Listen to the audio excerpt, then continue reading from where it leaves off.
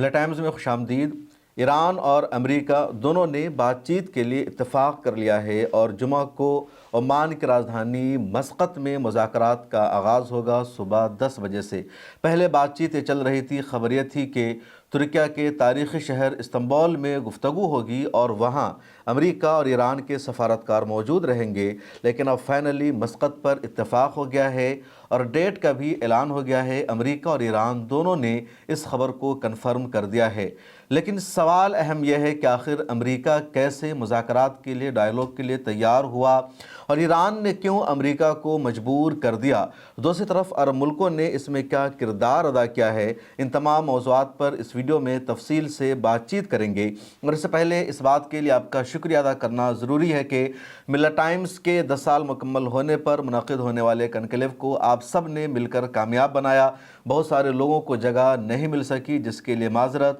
لیکن انشاءاللہ تعالی ہمارا پلان ہے، ہمارا منصوبہ ہے کہ اگر آپ کی یہ دلچسپی باقی رہی تو اگلے سالوں میں مختلف شہروں میں اور ایک بڑے میدان میں ہم اس طرح کا پروگرام منعقد کریں گے، اور گفتگو کے لیے، ڈسکشن کے لیے، بات چیت کے لیے اس پلیٹ فارم کو مزید مضبوط بنایا جائے گا، مؤثر بنایا جائے گا۔ آپ سب کے جذبے نے مجھے یہ بھی میسج دیا، بتایا کہ آپ سب ملا ٹائمز جیسے پلیٹ فارم کو سپورٹ کرنے کو تیار ہیں۔ آپ ایک ایسا مضبوط ادارہ چاہتے ہیں جہاں آپ کی بات رکھی جائے، جہاں لوگوں کو اپنے خیالات رکھنے کا موقع ملے، اور ایسے ادارے کا، ایسے پلیٹ فارم کا ہونا ضروری ہے۔ آپ سب، ہماری قوم اس کے لیے تیار ہے، بس ہمیں آگے بڑھنے کی ضرورت ہے۔ اب آئیے بات چیت کرتے ہیں اصل موضوع کے بارے میں۔ ایران اور امریکہ دونوں نے مذاکرات کے لیے اتفاق کر لیا ہے اور مذاکرات ہونے میں اہم کردار نبھایا ہے عرب ممالک نے، خاص طور پر ترکیہ کے صدر رجب طیب اردوغان نے۔ امریکہ بار بار ایران کو دھمکی دے رہا تھا۔ امریکہ نے کہا کہ اس نے اپنے بحری بیڑے کو، اپنی نیوی کو بھیج دیا ہے۔ اس کے علاوہ جو خبریں آ رہی ہے مڈل ایسٹ سے، یعنی جہاں جہاں ایران کے چاروں طرف امریکہ کا فوجی اڈا پایا جاتا ہے، خواہ وہ کویت ہو یا UAE ہو یا قطر ہو یا سعودی عربیہ ہو یا بحرین ہو، ان دیشوں میں امریکی آرمی موجود ہے۔ امریکہ کے کئی ایئر بیس بنے ہوئے ہیں اور وہاں لگاتار میزائلوں کی تعداد بڑھتی جا رہی ہے، فائٹر پلین کی تعداد بڑھتی جا رہی ہے۔ ان دیشوں میں جگہ جگہ ایئر ڈیفنس کا جو نظام ہے اس کو لگایا جا رہا ہے کہ کیسے ایران پر حملہ کیا جا سکے اور ایران کی طرف سے ہونے والے جوابی حملے کو روکا جا سکے۔ ادھر ابراہم لنکن بھی ایران کے قریب پہنچ چکا ہے اور ایران نے بھی جائزہ لے لیا کہ کہاں امریکہ کا جنگی جہاز ہے، اس کی تیاری کیا ہے، اور بھلے ہی امریکہ کے فائٹر پلین نے ایران کے ڈرون کو مار گرایا، لیکن ایران کی IRGC نے پوری تصویریں لے لی، ویڈیو بنا لی اور معلومات حاصل کر لی کہ امریکہ کس طرح کی تیاریوں کے ساتھ ایران کی طرف آ رہا ہے۔ اس کے بعد ہی دونوں دیش مذاکرات کے لیے آمادہ ہو گئے ہیں۔ ترکیہ کے صدر رجب طیب اردوغان نے اہم کردار نبھایا۔ انہوں نے فوری طور پر سعودی عرب کا دورہ کیا، وہاں کے ولی عہد محمد بن سلمان سے ملاقات کی۔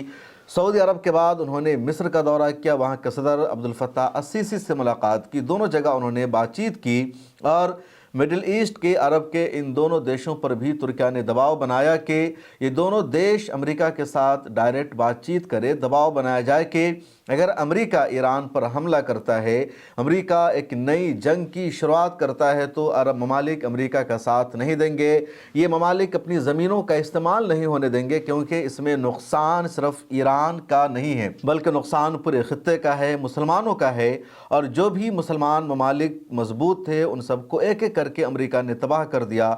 اگر آج ایران کو امریکہ تباہ کرنا چاہ رہا ہے تو اگلا نمبر مصر کا بھی ہو سکتا ہے، اس کے علاوہ سعودی عربیہ کا بھی ہو سکتا ہے، ترکیہ کا ہو سکتا ہے۔ ادھر اسرائیل کا جو قد ہے مضبوط ہوتا جائے گا، اور عرب دیشوں کو پہلے سے ان باتوں کا اندازہ تھا۔ جب دباؤ بنایا گیا تو ٹرمپ کو بھی، امریکہ کو بھی پیچھے ہٹنا پڑا اور دوبارہ اس نے مذاکرات کے لیے حامی بھر لی ہے۔ اب ایک اور بڑا مسئلہ ہے، اور مسئلہ یہ کہ مذاکرات میں اہم کردار نبھایا ترکیہ کے صدر رجب طیب اردوغان نے، اور انہوں نے آفر بھی کیا کہ استنبول میں مذاکرات کے لیے میٹنگ رکھی جائے گی، اور اس ڈائیلاگ میں، مذاکرات میں ایران اور امریکہ کے علاوہ پاکستان کو شرکت کی دعوت دی گئی تھی، قطر کو شرکت کی دعوت دی گئی تھی، سعودی عرب اور مصر کی بھی شرکت ہونے والی تھی۔ لیکن اسی دوران ایران کی طرف سے شرط رکھی گئی کہ ڈائیلاگ استنبول میں نہیں بلکہ مسقط میں ہونا چاہیے۔ اب ایک سوال یہ اٹھ رہا ہے کہ ترکیہ جو ایران کے لیے اتنا کر رہا ہے، اس ایران کو ترکی پر بھروسہ کیوں نہیں، رجب طیب اردوغان پر اعتماد کیوں نہیں؟ اور اس کی وجہ جو بتائی جا رہی ہے ترک میڈیا میں، عرب میڈیا میں، وہ یہ کہ ایران اور ترکی کے درمیان کوئی اختلاف نہیں ہے، کوئی لڑائی نہیں ہے، یا ایسا نہیں ہے کہ ایران کو ترکی پر بھروسہ نہیں ہے۔ وجہ یہ ہے کہ مسقط میں پہلے بھی امریکہ اور ایران کے درمیان مذاکرات ہوئے ہیں۔ ایران مسقط کو اپنے لیے سیف مقام سمجھتا ہے، اسی لیے ایران نے شرط لگائی کہ مذاکرات اور ڈائیلاگ مسقط میں ہونا چاہیے، عمان میں ہونا چاہیے، استنبول میں نہیں ہونا چاہیے۔ دوسرا مقصد ایران کا یہ دیکھنا تھا کہ امریکہ ہماری شرط کو مانتا ہے یا نہیں مانتا ہے، کیونکہ جب بھی امریکہ اور ایران کے درمیان ڈائیلاگ کا سلسلہ شروع ہوتا ہے، مذاکرات ہوتا ہے، اور امریکہ یک طرفہ طور پر اپنی شرطیں مسلط کرتا ہے ایران پر، اور ایران کو امریکہ اپنی باتیں ماننے کے لیے مجبور کرتا ہے، ایسے میں ایران نے پہلے ہی یہ شرط لگا دی اور ٹیسٹ کیا کہ کیا ہر بات میں، مذاکرات میں امریکہ اپنی ہی شرط لگائے گا یا ہماری کسی شرط کو مانا جائے گا، اور اس لیے ایران نے یہیں سے ٹیسٹ کرنا شروع کر دیا۔ ایران نے شرط لگا دی کہ ہم مسقط میں ڈائیلاگ کرنا چاہتے ہیں، اگر تم تیار ہو تو ٹھیک، نہیں تو نہیں۔ اور امریکہ نے ایران کی اس شرط کو، امریکہ نے ایران کے بتائے گئے وینو کو تسلیم کر لیا، اور اسے ایران اپنی کامیابی مان رہا ہے کہ اب جو ڈائیلاگ کا سلسلہ شروع ہوگا، جو مذاکرات کا آغاز ہوگا، تو وہ برابری کی سطح پر ہوگا، کسی ایک کے دباؤ میں نہیں ہوگا۔ تیسری وجہ بتائی جا رہی ہے کہ استنبول میں اگر کوئی بھی ڈائیلاگ ہوگا، کوئی بھی میٹنگ ہوگی، تو اس پر پوری دنیا کی نظر رہے گی، میڈیا کا سب سے زیادہ وہاں انٹرسٹ رہے گا، اور کچھ ممالک ایسے ہیں جن کا میڈیا میں بڑا کردار ہے، یا انٹرنیشنل میڈیا وہاں اچھی خاصی تعداد میں پائی جاتی ہے، لیکن مسقط میں زیادہ دنیا بھر کے جرنلسٹ نہیں پائے جاتے، دنیا کی میڈیا کی توجہ مسقط پر نہیں رہتی ہے، تو اس وجہ سے مسقط میں جو گفتگو ہوگی وہ زیادہ دنیا کی میڈیا کی توجہ کا مرکز نہیں بن پائے گا۔ ایک اور وجہ یہ بتائی جا رہی ہے کہ جون 2025 میں اسرائیل اور ایران کے درمیان جو 12 دنوں تک جنگ چلتی رہی، تو اس جنگ سے پہلے امریکہ اور ایران کے درمیان مذاکرات کا سلسلہ شروع تھا اسی مسقط میں، اس لیے اسی جگہ کو ایک مرتبہ چوز کیا گیا۔ ایک اور وجہ یہ ہے کہ عمان نے پہلے بھی ایران اور امریکہ کے درمیان ثالثی کا فریضہ نبھایا ہے، اور ایران کو مکمل طور پر عمان پر پہلے سے بھروسہ ہے۔ ترکیہ پہلی مرتبہ ایران اور امریکہ کی لڑائی میں ثالثی کا فریضہ نبھانا چاہ رہا تھا، تو ترکیہ کا کیا رول ہوگا ایران نہیں طے کر پا رہا تھا، سمجھ نہیں پا رہا تھا، اس لیے بھی ایران نے عمان کو چوز کیا۔ ادھر امریکہ کے نائب صدر جے ڈی وینس کا ایک بیان سامنے آیا، جس میں ان کا کہنا ہے کہ بات چیت کرنا، ڈائیلاگ کرنا سب سے زیادہ مشکل پوری دنیا میں ایران کے ساتھ ہے، یعنی جب بھی بات چیت ہوتی ہے، سفارتکار اپنے مسائل کو حل کرتے ہیں، تو کئی مرتبہ امریکی صدر دوسرے ملک کے صدر سے ڈائریکٹ فون اٹھا کر بات چیت کر لیتے ہیں، مسئلے کا حل نکل جاتا ہے، لیکن ایران کے ساتھ بات چیت کرنا سب سے مشکل ہوتا ہے۔ اس کی وجہ جے ڈی وینس سے بتا رہے ہیں کہ ایران کا جو صدر ہے وہ خود پاورفل نہیں، مختار نہیں، اور وہ کسی بات کا فیصلہ نہیں کر پاتا ہے۔ دوسری طرف ہمیں ڈائیلاگ کے لیے، مذاکرات کے لیے ایران کے فورن منسٹر سے بات چیت کرنی ہوتی ہے، اور فورن منسٹر کو ڈائریکشن ملتی ہے، وہ احکامات وصول کرتا ہے ایران کے سپریم لیڈر سے، اور ایران کے سپریم لیڈر کسی سے بات چیت نہیں کرتے۔ جے ڈی وینس کہہ رہے ہیں، مثال دیتے ہوئے سمجھا رہے ہیں کہ اگر امریکی صدر کو چین سے کوئی بات چیت کرنا ہوتا ہے تو امریکی صدر فون اٹھاتے ہیں اور چین کے صدر شی جن پنگ سے ڈائریکٹ بات چیت کر لیتے ہیں۔ امریکی صدر ٹرمپ کو اگر کوئی اہم فیصلہ کرنا ہوتا ہے، روس سے کوئی بات چیت کرنی ہوتی ہے، وہ فون اٹھاتے ہیں اور ڈائریکٹ ولادیمیر پوتن سے بات چیت کر لیتے ہیں، مسئلے کا حل نکل جاتا ہے۔ ان کا کہنا ہے کہ جس ملک سے ہمارے تعلقات اچھے نہیں ہیں، خراب ہے، اس ملک کا سربراہ اور صدر بھی ڈائریکٹ امریکی صدر سے بات چیت کر لیتا ہے، لیکن ایران ایک عجیب و غریب ملک ہے، اس کا سسٹم ہی الگ ہے۔ اگر امریکی صدر ڈونلڈ ٹرمپ بات چیت کرنا چاہیں ایران کے سپریم لیڈر آیت اللہ خامنئی سے، تو بات چیت نہیں کر سکتے ہیں، یعنی ٹرمپ اگر فون کرنا چاہیں تو وہ مسعود پزشکیان کو ہی فون کر سکتے ہیں، ان سے ہی بات چیت کر سکتے ہیں، اور مسعود پزشکیان ایران کے صدر ہیں، لیکن ان کے ہاتھوں میں پاور نہیں ہے، وہ فیصلہ نہیں کر سکتے ہیں، اور امریکی صدر کا پروٹوکول ان کو اجازت نہیں دیتا کہ وہ ایران کے فورن منسٹر عباس عراقچی سے بات چیت کرے، اور فیصلہ بھی ڈائریکٹ عباس عراقچی نہیں کرتے بلکہ وہ بھی سپریم لیڈر سے ہی ڈائریکشن لیتے ہیں۔ تو جے ڈی وینس کہہ رہے ہیں کہ ایران عجیب و غریب ملک ہے،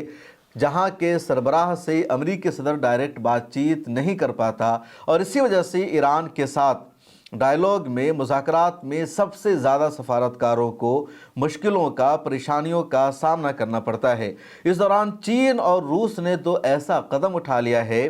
जिसका अमेरिका पर बड़ा असर पड़ेगा और ये साफ संदेश है, मैसेज है कि चीन और रूस इस पूरी लड़ाई में ईरान के साथ खड़ा है, वो अमेरिका के साथ नहीं है। दरअसल चीन ने इसराइल में इन्वेस्टमेंट करने पर, सरमाया करने पर पाबंदी लगा दी है और चीन का ये बहुत बड़ा कदम है जो सीधे सीधे अमेरिका पर अटैक माना जा रहा है। चीन ने तमाम कंपनीज़ को कह दिया कि वो अब इजराइल में सरमायाकारी न करे, वहाँ इन्वेस्टमेंट न करे। दूसरी तरफ रूस और अमेरिका के दरमियान जो जौहरी हथियारों का माहदा था, न्यूक्लियर डील जो अमेरिका रूस के दरमियान पिछले कई सालों से चल रही थी, रूस ने उस डील को कैंसिल कर दिया है। तो रूस ने सीधे और डायरेक्ट अमेरिका को झटका दिया है और चीन ने